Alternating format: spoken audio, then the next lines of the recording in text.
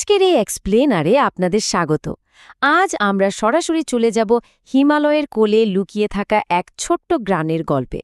ভাবুন তো, একটা সাধারণ গ্রাম কিভাবে একটা আস্ত প্রাণবন্ত রাজ্যের রাজধানীতে বদলে গেল। হ্যাঁ, ঠিকই ধরেছেন, আজ আমরা সিকিমের রাজধানী গ্যাংটক নিয়ে কথা বলতে যাচ্ছি। এটা শুধু একটা শহরের গল্প না, পাহাড়ের দুর্গম প্রকৃতির সাথে লড়াই করে মানুষের টিকে থাকার এক দুর্দান্ত কাহিনী। শুরুতেই এই সংখ্যাটার দিকে একটু নজর দেওয়া যাক। ১,৬৫০ মিটার, অর্থাৎ প্রায় ৫,৪১০ ফুট। গ্যাংটক ঠিক এতটা উঁচুতে অবস্থিত। বঙ্গ হিমালয়ের নিম্নভাগে পাহাড়ের এত চরম একটা উচ্চতায় আধুনিক একটা শহর দিব্যি মাথা উঁচু করে দাঁড়িয়ে আছে, ভাবলেই অবাক লাগে, তাই না? শহরটার লোকেশনটা কিন্তু দারুণ ইন্টারেস্টিং। একদিকে পূর্ব আর পশ্চিমের রোডোছু আর রানীখোলা নদী শহরটাকে যেন জড়িয়ে রেখেছে। আর পশ্চিম আকাশে তাকালেই দেখবেন পাহাড়দার হয়ে দাঁড়িয়ে আছে খোদ কাঞ্চনজঙ্ঘা, বিশ্বের তৃতীয় সর্বোচ্চ শৃঙ্গ। তবে এই অপরূপ সৌন্দর্যের পেছনে কিন্তু একটা বড় ঝুঁকিও আছে। শহরটা দাঁড়িয়ে আছে প্রি-ক্যাম্ব্রিয়ান শিলা আর খাড়া ঢালের ওপর, যেটা আবার সিসমিক জোন 4-এর অন্তর্ভুক্ত। মানে প্রাকৃতিক সৌন্দর্য আর বিপদ এখানে আক্ষরিক অর্থেই হাতে হাত রেখে চলে। এবার একটু এখানকার আবহাওয়ার ডেটাগুলো দেখি। গ্যাংটকের জলবায়ুতে একটা অদ্ভুত বৈপরীত্য বা কন্ট্রাস্ট আছে। একদিকে জুলাই মাসে ভয়ঙ্কর বর্ষা, গড় বৃষ্টিপাত প্রায় ৬৪৯ মিলিমিটার ছাড়িয়ে যায়, যার কারণে ল্যান্ডস্লাইড বা ভূমিধস এখানে খুব সাধারণ একটা ব্যাপার। অন্যদিকে এখানকার শীতকাল কিন্তু বেশ আরামদায়ক আর মৃদু। বরফ পড়াটা এখানে এতই বিরল যে রেকর্ড ঘাটলে দেখবেন শুধু ১৯৯০, ২০০৪, ২০০৫ আর ২০২০ সালেই এখানে তুষারপাত হয়েছে। রীতিমতো অবিশ্বাস্য একটা ব্যাপার। তো এই টিকে থাকার লড়াই থেকে গ্যাংটক কিভাবে একটা গুরুত্বপূর্ণ রাজনৈতিক কেন্দ্রে পরিণত হল, চলুন সেই রাজধানীর উত্থানের গল্পটা একটু দেখে নিই। মজার ব্যাপার হল, এ শহরের নামের ভেতরেই কিন্তু এর আসল গল্পটা লুকিয়ে আছে। গ্যাংটক শব্দের সবচেয়ে জনপ্রিয় অর্থ হল পাহাড় কাটা। নামটা শুনলেই বোঝা যায় হিমালয়ের খাড়া ঢাল কেটে পাহাড়ের সাথে লড়াই করে মানুষ কিভাবে নিজের জন্য একটা বাসযোগ্য আস্তানা গড়ে তুলেছে। এটা স্রেফ একটা নাম নয়, মানুষের অদম্য জেদ আর সহনশীলতার একটা দারুণ প্রমাণ। চলুন হিস্ট্রির এই টাইমলাইনটা একটু দ্রুত চোখ বুলিয়ে নিই। ১৭১৬ সালে হারমেটিক মঠ বা মনাস্ট্রি তৈরির মাধ্যমে যাত্রা শুরু। এরপর ১৮৯৪ সালে রাজা থুটুব নামগ্যাল যখন তার রাজধানী এখানে সরিয়ে আনেন, তখনই গ্যাংটক একটা ছোট গ্রাম থেকে রীতিমতো একটা শহরে রূপ নেয়। ১৯৪৭ সালে এটি একটি স্বাধীন রাষ্ট্রের রাজধানী হিসেবে পরিচিতি পায়। এর পরের ইতিহাসটা বেশ ঘটনাবহুল।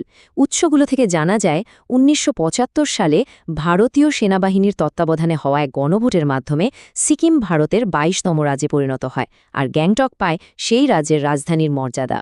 শহরের অর্থনীতির এই দিকটা খেয়াল করলে দেখবেন এটা কতটা আন্তর্জাতিক সীমানার উপর নির্ভরশীল ছিল। বিংশ শতাব্দীর মাঝামাঝি পর্যন্ত তিব্বত আর ভারতের মাঝে নাথুলা পাস দিয়ে যে ব্যবসা চলত, গ্যাংটক ছিল তার একটা বিশাল কেন্দ্র। কিন্তু ১৯৬২ সালের চীন ভারত যুদ্ধের সময় বর্ডার যখন বন্ধ হয়ে যায়, শহরের অর্থনীতি একদম ধসে পড়ে। দীর্ঘ অপেক্ষার পর ২০০৬ সালে যখন সীমিত পরিসরে নাথুলা পাস আবার খুলে দেওয়া হলো, তখন গ্যাংটকের অর্থনীতিতে নতুন করে আবার প্রাণ ফিরে আসে।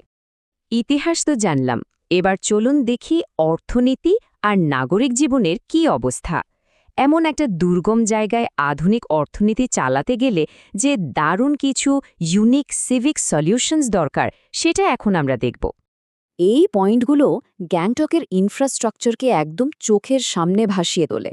যেমন ধরুন, পুরো শহরের পানি আসে ২৬২১ মিটার উঁচুতে থাকা রাটিচু নদী থেকে, একেবারে হিমবাহের বিশুদ্ধ পানি। পরিবেশ রক্ষায় এখানকার নিয়ম খুব কড়া, পলিথিন ব্যাগ এখানে সম্পূর্ণ নিষিদ্ধ। আর সবচেয়ে ইন্টারেস্টিং অর্থনৈতিক দিকটা হলো ১৯৪৮ সালের একটা বিশেষ আয়কর আইনের কারণে সিকিমের আদি বাসিন্দারা আয়করমুক্ত সুবিধা পান। এই একটা নিয়মই কিন্তু লোকাল অর্থনৈতিককে আজও দারুণভাবে চাঙ্গা করে রেখেছে।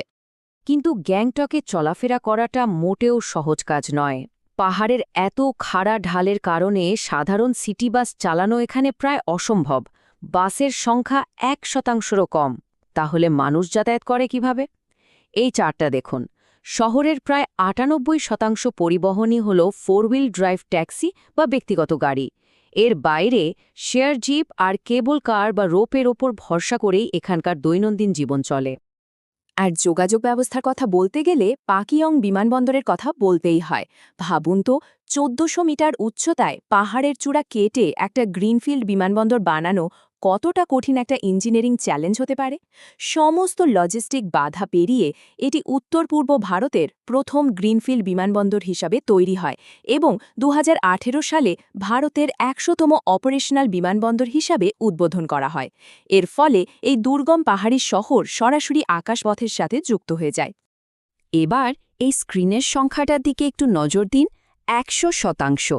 ২০১৬ সালের মধ্যে পুরো সিকিম রাজ্য একটা অভাবনীয় মাইলফলক অর্জন করে। তাদের সম্পূর্ণ কৃষিখাত ১০০% অর্গানিক বা জৈব উৎপাদনে রূপান্তরিত হয়। এই একটা সিদ্ধান্ত পুরো গেমটাই চেঞ্জ করে দেয়। রাসায়নিক মুক্ত এই কৃষি ব্যবস্থা শুধু যে পরিবেশ বাঁচিয়েছে তা নয়, বরং স্থানীয় পর্যটন এবং প্রিমিয়াম কৃষিপণ্য রপ্তানিতে এক বিশাল জোয়ার এনেছে। অর্থনীতি থেকে এবার একটু এখানকার মানুষের কথায় আসি। নেপালি, লেপচা, ভুটিয়া আর তিব্বতী এই নানা ভাষা ও সংস্কৃতির মানুষদের বৈচিত্র্যময় উপস্থিতি কিন্তু গ্যাংটককে আক্ষরিক অর্থে বাঁচিয়ে রেখেছে। এই কালচারাল ডাইভার্সিটি সবচেয়ে ভালো বোঝা যায় এখানকার লোকাল খাবারে। মেনুটা দেখুন, গরম গরম মোমো, ধোঁয়া ওঠা থোকপা, মুচমুচে সাফ আলি, চমড়ি গায়ের দুধের তৈরি শক্ত পনির, চুরপি আর সাথে বাঁশের পাত্রে পরিবেশিত স্থানীয় পানীয় ছাং। এই চমৎকার খাবারগুলোই প্রমাণ করে যে কিভাবে স্থানীয় এবং বাইরে থেকে আসা সংস্কৃতিগুলো মিলেমিশে গ্যাংটকের একদম নিজস্ব একটা স্বাদ তৈরি করেছে। শুধু খাবার বা কালচার নয়, গ্যাংটকের স্কাইলাইন জুড়ে ছড়িয়ে আছে আধ্যাত্মিকতার ছোঁয়া। প্রাচীন এনচি মঠ থেকে শুরু করে আন্তর্জাতিকভাবে বিখ্যাত রুমটেক মঠ, এই রাজকীয় বৌদ্ধ প্রতিষ্ঠানগুলো বিশ্ব ইতিহাসেও কিন্তু বেশ গুরুত্বপূর্ণ। যেমন ধরুন ২০০০ সালে বিশ্বের অন্যতম পবিত্র লামা চতুর্দশ কারমাপা যখন রুমটেক মঠে এসে আশ্রয় নেন, তখন এই গ্যাংটকই কিন্তু পুরো বিশ্বের খবরের শিরোনাম হয়েছিল। আজকের এই এক্সপ্লেনারের একেবারে শেষে এসে এই প্রশ্নটা কিন্তু আমাদের একটু ভাবায়।